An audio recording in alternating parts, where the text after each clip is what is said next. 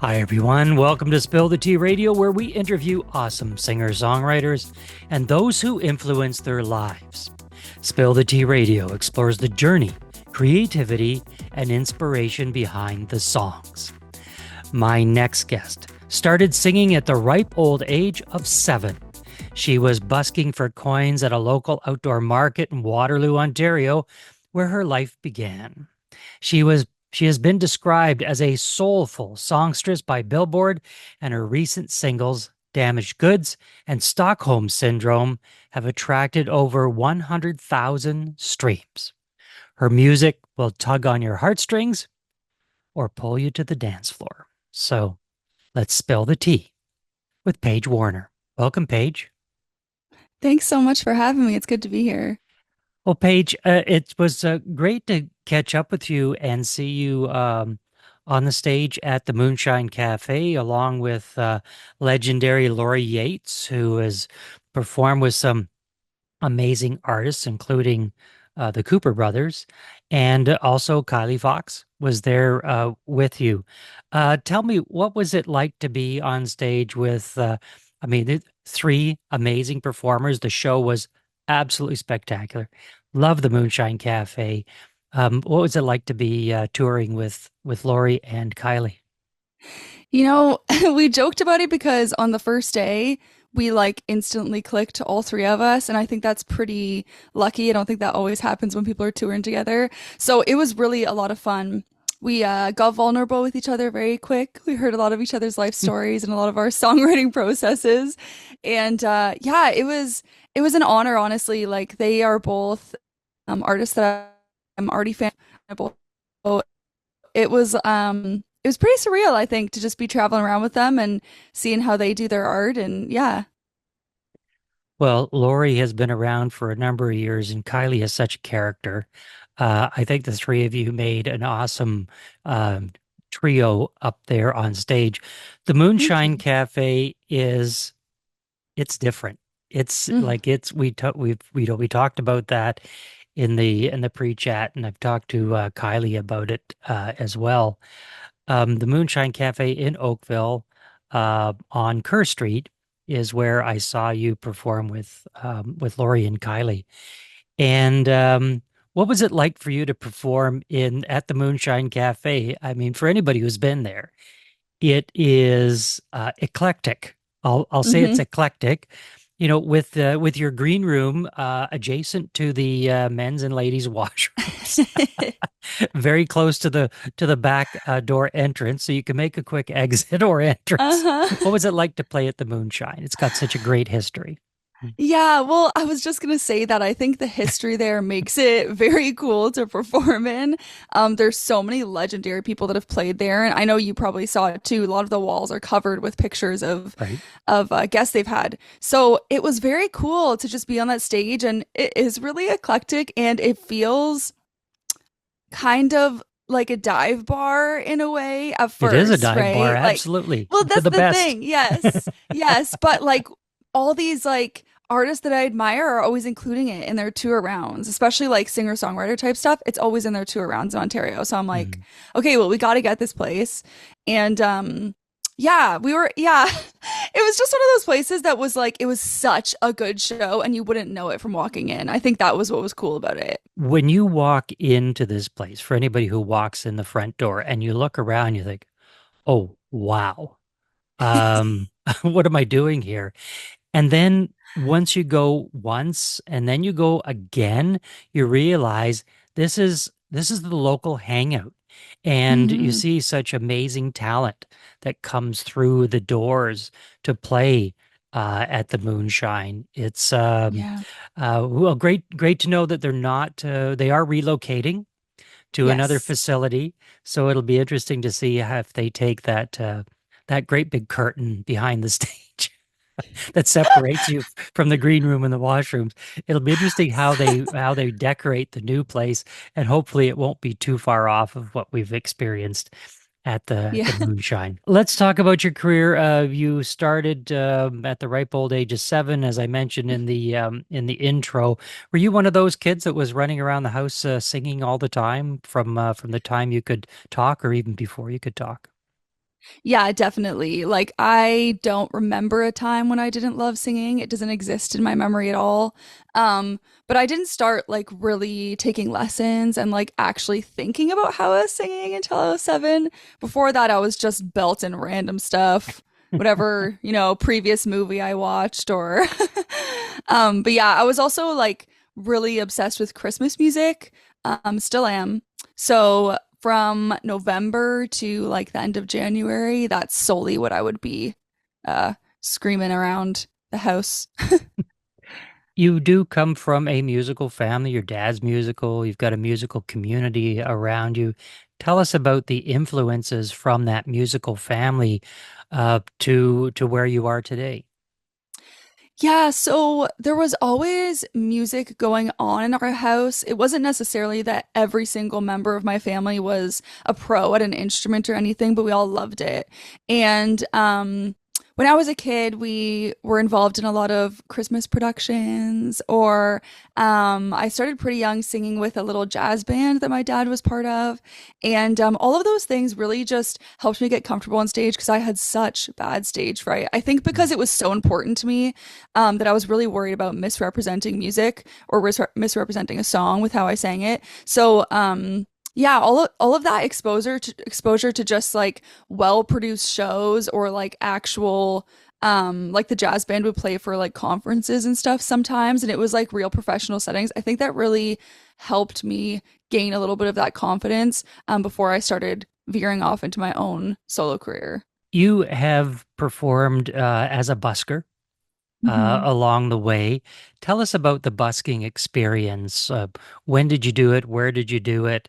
And what are some of the stories of the road?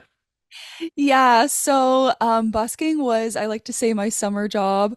I started when I was like a preteen. I'm not sure exactly what age, but I would go at like 7:30 in the morning to the St. Jacobs Market, and I would rent my little circle. You had to rent the little circle that you stood in all day to busk.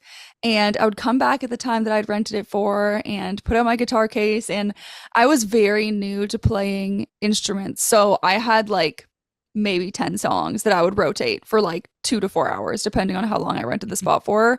But nobody knew because they were just walking by, right? So they heard a couple of songs as they were walking and then they were gone. And yeah, and that's the only, I guess, songs I had memorized. I was still working on stuff, but I was a little nervous baby still. So but yeah, it was really fun, I think I also got a lot more comfortable performing through that. And I met a lot of cool people. The vendors were always really nice and supportive, and a lot of people really enjoyed how young I was. I think I got a lot of money because of that. And one year I was saving up because I thought I was going to go to music college. Well, I thought I might. I had this idea in my head. So I busked right into the winter, which was such a surreal experience because I made a lot of money because people felt bad. People were throwing like bills in, full $20, $50 bills because they felt so bad. But I was playing with like fingerless gloves so that I could still play the guitar strings. And between every song, I'd have to like blow on them to try and warm up. And yeah, I don't know. It really, I think, gave me a little bit of performance resilience to just, stick it through. So to say, people are walking by, so oh, look at this poor little homeless child. Yeah, I know. She I needs always money wondered for what they food. thought in like 5 coats. What was the money like? Was it good? It You, was you really good. mentioned you mentioned at times like they're throwing bills in there, but Yeah. the money was good busking. Yeah, I can remember a couple days making like $200, which was a Hmm. lot for Yeah, like a preteen kid. sure. Um, I think as I got older, I stopped making as much money because I lost the cute factor, let's be real. I wasn't like a kid anymore, and I busked all the way till like my last summer of high school. So it was still good money. It was like in the hundred something range, sometimes a little under that. But it was so worth it. Like I just got to do something I loved and people handed me cash. How much better can that get? Well, let's talk about that persona because you have this girl next door, clean cut look about you. And of course, when we met at the Moonshine, I mean, you're so genuine and sweet. You're a really, Thanks. really nice person. For people that are going to see the video for the song we're going to play, you lose that. in the Yep. video. Like you come across as a little bit of a mean girl. Yep. And uh, so which is the real Paige Warner? Well, this is what I was trying to get at a little bit. So, the whole album that this song is from, the kind of constant theme throughout it is female resilience. And I wanted to represent that in a lot of different ways with the different songs. And I think I didn't really think about it intentionally at first, but that's what it ended up being. So this song, Bitter, is a little out of character for me. I definitely am like I love people and I forgive very easily and I give third and fourth and fifth chances. Like that's just the type of person I am. But this song is not that, as you know. But I wanted to represent like that kind of lane that a lot of women go down because I think we're often pressured to be that smiley or sad. You know, those are the two emotions that women are often allowed to have or is Mhm. acceptable to have. And I wanted to show the other version of that, what could be, you know, this is after a breakup and I'm not just sad or I'm not just wishing that I was with that person again. It's more it's kind of intense version of like reclaiming your power a little bit and twisting it into like, you know what? I'm going to have fun and be a little bit resentful and like you know, just embrace that feeling. Because I don't think that any emotion is like worse than another. If you're feeling resentful, as long as you're not hurting anyone, right? Who cares? If you're feeling sad and you're not hurting anyone, you know, you gotta go through the motions. So yeah, this song was definitely like a different lane for me, but I wanted to include that in the album because I thought it was an important perspective of how women can feel. Well, after we play the song, we're going to talk about the experiences and where that inspiration came from. Was this a personal experience? We're going to get into that after we hear the song. When you were on stage and you're performing your original music, and for me personally, I like to see performers uh, perform their own music when they're singer-songwriters. That's how, we developed this show. It's all about singer-songwriters. Yeah. And one of the things that you do so well on stage is the preamble to the song. There's a story behind it. And we've we learn to love stories from the time we were born because, parents and grandparents, people tell you a story and everybody loves a story. Yeah. When did you realize that telling the story before the song really attracted the audience into your music? Yeah, I don't know if I thought about it that deeply. I've always done that. And I know my music is pop, but I think that's something about folk artists that I always really admired was it felt very vulnerable and you would get the whole picture before the song started. So that when the song started, the lines would click, right? You'd hear this lyric and be like, oh yeah, okay, I see what they're saying. So I don't think it was like a tactic that I ever really thought of. I just really wanted people to get it and I wanted them to feel something. And I just felt like if it was me sitting in that seat, I'm going to feel better if I know what they're singing about and kind of understand it. Cause sometimes lyrics are a bit like vague or can be broad. Um, and yeah, I knew as an audience member when someone tells the story, I'm locked in and really connect with that music and it means something to me. And that's what I always want to do. Like I want either mean my music to mean something to people or for them to feel seen. And I think it's easier for people to feel seen when they can like directly relate to your story. The dream sometimes for artists is to land that record deal. The more independent artists I speak to, the more I find out that maybe that is not the dream for an independent artist. What's your dream? Is it to land that record deal, get that big recording check, and have everything paid for and taken care of for you? Because as we know, as an independent artist, you're doing your booking and you're being your own manager and your accounting and your social media. All of that needs to be done or all that is done by you now, as Mhm. opposed to a third party. So is it your dream to land that record deal? It would have to be a really good deal. I think I know what you're saying, like everything's kind of taken care of, but I think the more record labels are kind of exposed for what the deals actually are, you realize that's not really the case. You end up owing them everything in the end, anyways. So yeah, it would have to be a really good deal and it'd have to be with people that I really trust. That's not really what I'm chasing. I think right now I'm more focused on trying to collect a really good team.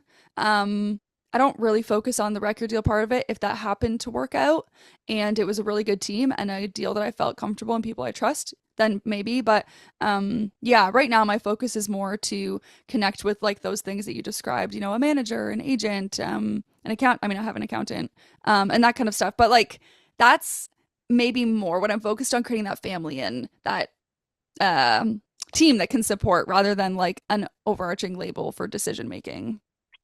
I hear the bell ringing, Paige. It means it's time for the rapid fire lightning round. Ooh, We've got a okay. few questions for you. I know you've been looking forward to this since we spoke last time. We're looking for the first thing that pops into your mind. Short answers are preferred. So here we go with the first one, Paige. Okay. What is the name of your favorite place to dine out? Oh no, I have to quick think. Probably yummy yummy sushi here in Owen Sound. What is something that absolutely terrifies you? Being alone. Where is the best vacation destination you've ever been to? Probably the UK or BC.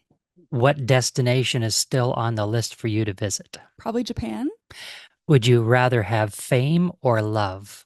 Love. Would you rather have fame or money? Money. What is one word that describes you best? Vulnerable. What is a New Year's resolution that you have more or less abandoned this year? Working way too hard because it doesn't work anyways. What is your favorite movie? Spirit. What is your go-to cover or karaoke song? House of the Rising Sun. What animal describes your personality best? A bunny. What's your nickname? Oh, Paigey. What's something you wish you were brave enough to try? Spicy food. What is one word that your best friend would use to describe you? Resilient. What's your guilty pleasure? Chick flicks. Chocolate. If you were stranded on a deserted island and you could only listen to one song for the next year, what song would it be? Probably Easy by the Commodores.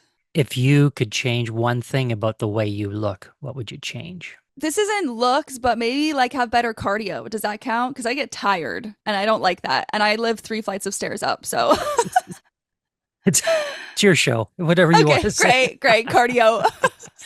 What is one word that your brother would use to describe you? Hardworking. What is something about you that very few people know? I live in an attic. What is the last thing you regret spending money on? A book that I ended up not liking. And finally, what makes you laugh? A lot of things. I'm very easy to make laugh. Probably people in person being witty. I love that. And that's it. The bell is ringing. You did an amazing job, Paige. Thanks very much for participating. Let's get into one of the songs that Paige wrote. This song is from her debut album, Bittersweet, released in August of 2024. So let's take a listen to singer-songwriter Paige Warner and her song, Bitter.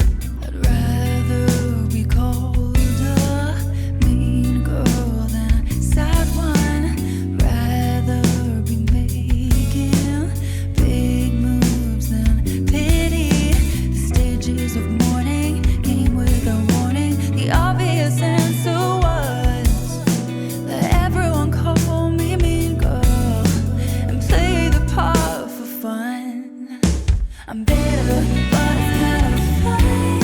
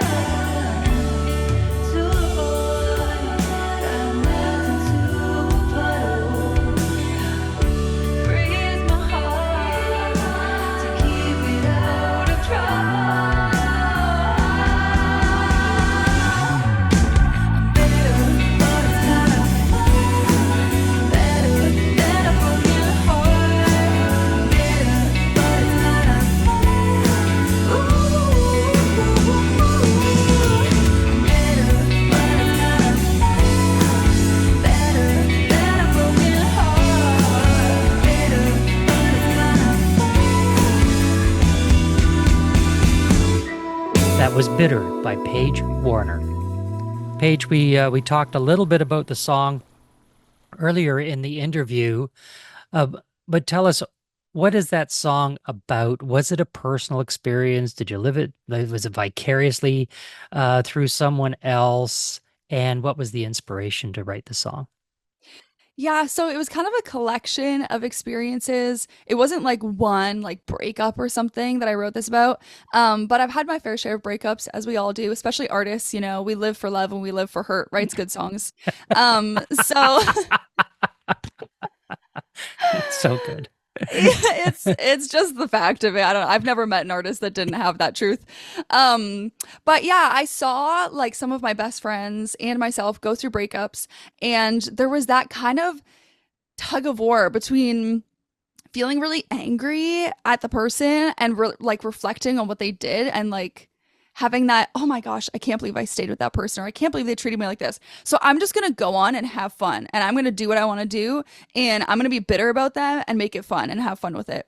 And there's the tug of war between that and the I need to mourn and be sad and, have my life fall apart. And I don't think that those are always exclusive, but I did really want to represent that bitter side that I saw people go through, and I went through it as well myself. And how it's okay to have those feelings. It's okay to kind of be fun and sassy about it and really take back your life in a strong way. And this song, I think, was that for me. That's not my natural, like I said earlier, that's not my natural lane of emotion that I will go down usually.